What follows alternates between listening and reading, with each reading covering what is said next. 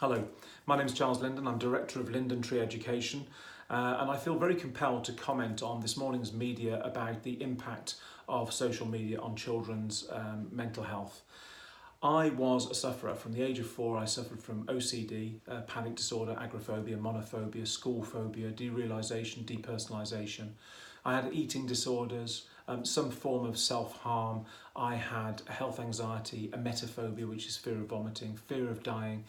You name it, I experienced it all in my 26 years of suffering. But age 26, I overcame it all. And since then, which was in 1996, I've put together a program that has helped over 250,000 people to understand and overcome their anxiety conditions.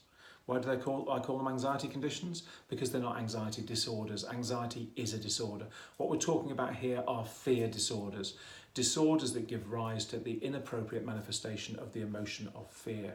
Okay, so when you go from disorder back to order, you get rid of the disorder and you go back to measured and normal emotional responses, and therefore physiological responses, because the physiology settles down too. This morning's news, it wasn't so much the news that angered me, it was the way that the news was dealt with. And it was the way that the professionals, so-called professionals, commented and referenced mental illness in the context of social media and the impact that social media has on children's minds. Let's get real about this, okay? Putting together a program of awareness that can be used, for example, in schools, that helps children to transition from junior school to senior school whilst using social media, and trying to in some way mitigate the impact of social media on those children as they pass through school is idiotic. Now, why do I say this? Very simple. It's the same as teaching mental health awareness in industry, which seems to be the buzzword at the moment. Why teach mental health awareness? People who suffer from mental health issues, whether those are anxiety or psychosis or depressive conditions, is irrelevant. But people who suffer from mental illness know they suffer from mental illness. They understand the impact because they understand what they're experiencing. The problem is that it doesn't seem to be that anybody external can advise them in a way that actually impacts positively and gets rid of their condition, because ultimately these people want to be in emotional and physical equilibrium. They want to be balanced. They don't want to wake every morning managing. They don't want to wake every morning learning coping strategies and putting coping strategies in place. They don't want to learn to, flooding techniques, exposure therapy that makes them just feel worse when they attempt in their disorder to do something that is completely against their core beliefs as an anxiety sufferer. They don't want all of that coping and management. What they want is relief. It's very simple. Now, we produce relief, but let's put that aside for now. What I'm talking about is the kind of idiotic, ignorant statement around children's mental health that pushes people to believe, the general populace to believe, that the only way to manage fear disorders and to manage the impact of these of social media and other influential environmental factors is through coping and management. It's just idiotic. It's just not true.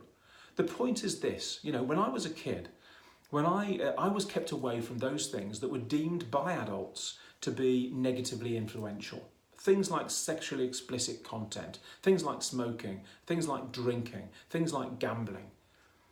Policy came into place that protected children from those things because those things are physically negatively influential and psychologically negatively influential. And so it was deemed that children should be kept away from them. And it was through policy and through law, we were then protected from those things. Now, just because a substance like alcohol is a substance in a glass doesn't make it any more negatively impactful, both physically and mentally, than data. Data is the most influential and addictive substance that we can take into our bodies, by far. Yes, we can argue that nicotine is addictive. Yes, we can argue that drugs and that alcohol are addictive. Yes, they are. Of course they are. They are chemically influential. They are psychologically influential, and they give rise to a whole gamut of immediate physiological responses. And we all know how those feel because we've all been drunk before, for example. But they also then give rise to long-term, negatively impactful interactions in our bodies, and also give rise to disease as we rightly know. But we weren't kept away from, for example, sexually explicit material. It wasn't put on the top shelf in magazines, in newspaper shops with a grey cover around it to protect us from cancer, for example. It was put away because we believed, as society, we believed that children should be protected from that kind of information until they're 18 years of age, because they believed, and I still believe, that data is negatively impactful because it gives a false impression. It gives rise to anxieties around sex and sexuality, and it categorises sexuality in a way that is, to my mind, not only negatively impactful but inappropriate. So we were protected from those things. So tell me this, if social media is giving rise to so much damage, and it really is, because we as an organisation see tens of thousands of cases of young people and adults who have been negatively affected by social media in so many ways, through bullying, through harassment, through negative exchanges and those sorts of things. But also, you've got to remember that if a child is Snapchatting constantly or Instagramming constantly, is using apps to change the way they look so that they become more acceptable, so that the response that they get is giving them positive incoming data that gives rise to an endorphin rush, that gives rise to a good feeling, then that in itself is addictive. And it's no less addictive than alcohol or nicotine or gambling or sexually explicit material. The reason that we as humans, the species is perpetuated is very simple. Sex feels good. If it didn't feel good, if it felt bad, people would have humans in their rawest form as animals would tend to do less of it, and the perpetuation of the species would be compromised in some way. Anything that feels good, tastes good, smells good is there to attract us. And when it attracts us, we are supposed to appropriately take from whatever that is, if it's appropriate to do so. People overeat because they become addicted to certain types of food. They get a rush from eating chocolate. They get a rush from eating too much carbohydrate. It's the same as being addicted to the gym. People get a rush from from over-exercising. The endorphin release, the chemical release, the endocrine system gives rise to responses that are addictive, that push you to do more of the same. And this can be applied to absolutely anything. Of course, there are positive addictions. There are positive obsessions in life. Love itself is a positive obsession. It is an addiction to the person that you're stood next to and that you want to get to. You could be living your life and working very hard, but your mind is back with the person you want to get to. There are two things in play. There's the addiction of the feeling you get when you're alongside them, and then there's the lust. And lust is driven by sexual, by sex and by the need to procreate as a human. And so there are so many draws to these things, some of them positive, some of them negative. Social media, the rise of social media, and the cleverness of the people that develop these apps that pull children in, that make them addicted, that pull them in and make them psychologically dependent on their stripe. I think they're called stripes on certain types of apps. They have to get in there. They have to build up their reputation. They have to build up their profile. They have to keep going in and repeating the same action repeatedly. Otherwise, they kind of lose points. And these apps, the people who create these apps are incredibly clever and adept at developing things that give rise to negative, very negative addictions in children. And children are driven to do it because if they don't do it and other people are, there's a negative impact of the interaction between those people. They're ridiculed for not keeping up their stripes. They're ridiculed for not Instagramming enough. They're ridiculed for the low quality of their photographs and pictures and selfies. This is what gives rise to the anxiety. This is what gives rise to the negative mental health impact on children. It's not the app's fault. It's not the social media's fault. It's our as adults and as parents. It's because we haven't created policies that protect them from those environments. To my mind, children shouldn't be allowed to interact with social media in this way until they're 18. Because, I said this to somebody this morning and they said, well, the problem is that if we don't allow them to do this, they get ridiculed at school. So they come in and they say, I need my phone because I've got to respond to these comments in Snapchat or in Instagram. They don't need to, they feel driven to, because not doing so gives rise to a negative response from their peers and gives rise to a negative physiological response. And they're driven like a compulsion in OCD. You know, the compulsion is a way of mitigating the fear levels, and doing these constant social media updates is a way of mitigating the physical and mental impact of the addiction. The fear that results from not doing it, and the social impact too. It is absolutely horrific. So you can't teach a program of coping or management in schools so that children know how to deal with the impact of social media. What we should be doing is giving children the appropriate things to do with their lives that give rise to positive emotional feedback, positive endocrine responses, so they feel good about what they're doing, but they do it in the way that we used to do it. Children aren't allowed to be bored anymore. You know, when children are bored, it's because their brain isn't receiving the data that is satisfying their intellectual need, their intellectual hunger. If children have intellectual hunger, they go out and look for intellectual food. But the problem is that social media gives them a constant source of data that doesn't allow them to have that hunger. And then they become addicted to doing it because their brain cries out for more of it. If we switched it, if we took responsibility as educators, as parents who are educators, because that's what parents are, and as educators in school and university, if we took responsibility for this and fed those children the right kind of data in the right way, they would satisfy their intellectual hunger in a very different way and feel compelled to learn and do and to become more satisfied and therefore fulfilled in life in general. The problem is that these children are bored most of the time, and the only way they satisfy their hunger is by looking at their phones and their devices to satisfy some kind of need for incoming data. But it's dead data. It's not information that has any kind of usefulness in life. It isn't data. I mean, when I was 15, I was doing young enterprise at school, for example. So I was learning how to create a business, structure a business, how to create product, how to sell product, how to make profit. So when I left that school at 16, I went out into the world knowing that worst case scenario, if I failed in life academically, that I could buy, repair and sell and make profit. I could buy and sell on and make profit. That was useful learning. How is any child going to learn from social media? There's nothing to learn. It's negatively impactful. It's negative data. All it teaches children is to make comparisons between themselves and others. And in the case where a child doesn't come up to the standard of others, it provides them with apps to modify the way they physically look and even the way they sound to make them more socially acceptable. Then they start to believe that that is them. I had a girl at our house recently, one of my daughter's friends, who showed me a photograph of herself on Snapchat. And I said, "Oh, who's that?" She says, "Me." I said, "That's not you." She said, "It is me." I said, "No, that looks nothing like you." So I passed it to my wife. "Who's that?" She said, "I don't know." And this girl said, "It's me." And she said, "That's not you. Why do you look so different?" "Oh, I've used this app." Now, this girl had posted a photograph of her virtual self. It was the Max Headroom version of herself.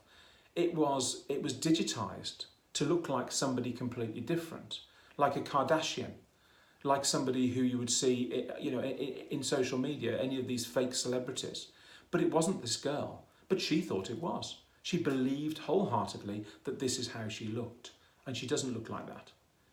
It's extremely sad when you see a young person as young as 13 identify with somebody that they're not.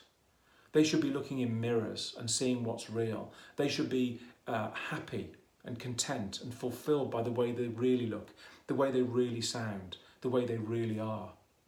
Even celebrities now spend millions on recording contracts that give them devices that tune up their voices, that change the way they look on the screen. These people don't really look like this. These people don't really sound like this. And trust me, I have knowledge of this because I've been in recording studios helping these people with their anxiety. I've heard their real voice go into that microphone and come out through the monitors in the recording studio, and it isn't what you get as an end result. Very rarely does it sound the same. And then you see the album cover and it doesn't look like that person. Not at all. It's a sad time we live in where children believe the hype. They believe the social media. They believe that they are something that they're not. Because when they go through school and get into the real world, they're going to enter workplaces. They could happen as they get to university or even sixth form, but as they go into the workplace, certainly they're going to be surrounded by people who don't see them like that, who don't treat them like minor celebs, that don't treat them like the beautiful person that the app has created, that don't treat them like the fantastic singer that the TuneUp app has created on the YouTube channel that they've created. That's not the way they'll be perceived. And it'll be a very, very sudden, hard shock when people respond to them as their real selves. And they realise that people aren't judging them by the way they look on social media and their public persona on social media, but by what they see in front of them and by their output, by their ability to perform the tasks that they're being paid to do. Because the real world isn't kind. People aren't kind. People generally are unkind. There's a huge amount of competitiveness in the world. And that manifests not only in childhood, in social media, and in the extreme environments that some children find themselves in school, where they're being bullied and where they're being sidetracked and sidelined just because of the way they look or sound, or their intellectual levels, or whatever else it is that the children, these very unkind children, seem to use as a filtration process, as a selection process in who they want to be around. It's disgusting. You know, when I was at school, we accepted each other. I was friends with 16-year-olds when I was 12 and 12-year-olds when I was 16. Our playground was filled with people of all ages who were respectful to each other. Sure, there were fisticuffs. Sure, there were negative interactions occasionally, but they were dealt with very quickly and we moved back to friendship very quickly. That isn't the case anymore. And social media is giving the platform for this to be embellished beyond belief. So don't talk to me about coping strategies and management. Don't talk to me about helping children to transition from lower school social media to upper school social media. Don't talk to me about managing anxiety, about coping mechanisms for mental illness, about mental health awareness. Don't talk to me about that rubbish. Talk to me about what changes we're going to make, the fundamental changes we're going to make to the way that children are educated, and the way we educate them as parents and the way that they're educated in school, that are going to allow them to find that same level of satisfaction in reality, in things that are real, in tangible results, in tangible outcomes, in things that they can carry through life that give them the ability to maneuver themselves through life safely with fulfillment and with happiness and with all of the emotional and physical well-being that they can possibly muster. I hate the laziness. I hate the focus on the negative environments that give rise to such horrific responses in children. Now, I grew up in a time in the 70s and 80s where my anxiety was due to my predisposition to suffer, which was genetic, but the catalyst was something entirely different. It wasn't social media, and it wasn't anything that you would call interaction with other humans. I had a very healthy environment. I went to youth centres, I went to discos, and I went to nightclubs. I went to sports clubs. I was a rugby player, and I rode. But all of my friends did the same, and it didn't matter whether they were from the same background as me, went to the same school as me, or a entirely different background. I had friends from every walk of life in my community that I grew up in. And it was the same across the board. There were exceptions, of course there were exceptions, but generally we didn't have the kind of mental health issues that are escalating so rapidly due to social evolution and the lack of physical evolution to balance out the changes. So help me to make the right changes. Come to me and talk to me about what I would do. So, genuinely, if you don't believe in what I say, if you don't want to listen to me, if you don't want to hear how I would solve the problem in your school, in your healthcare organisation, in your county, in this country, in any country, then don't listen to me. That's absolutely your prerogative. But as an ex-sufferer, as somebody who's been through this, who's come out of it, and as somebody who works with thousands of children every year and has helped thousands of children to recover from these conditions, and who understands why this isn't about social media, but it's about social evolution, and why it isn't about mental illness, but it's about the way we deal with and overcome those conditions that are categorised as mental illness. If you don't want to know that, keep away from me, that's fine. But if you want to know what I would do to solve the problem, and if when I tell you, you feel there's value in that, then come to me and talk to me. You can contact Patrick Bell, our Business Development Director, or you can contact me directly through LinkedIn or through social media. I use social media. I use it as part of my business, but I'm not constantly looking at my phone. It isn't my world. My world is the world outside. I project my consciousness into the real world constantly, and I enjoy the fruits of that real world. But I certainly don't allow social media to impact on me, my family, and my children in the way that some people do. So you know where to find me. If anything I've said, I know this is very off the cuff, and I've coughed and made a couple of mistakes, but I hope that, generally it's made sense to you and made you realise that coping and management with these conditions and coping and management of the issues that give rise to these conditions is not an option. Recovery and alleviation of these issues is the only option for society on an ongoing basis, and we have to draw a very hard line under those people who say that we need to cope and manage it, because it's just not true. Thank you for listening to me. I hope what I've said is of some interest to you. Please get in touch if you'd like a more structured conversation about this, and if we can help you to show you how you can quickly overcome these conditions and overcome the issues that I've covered off in this video. Take care. Bye-bye.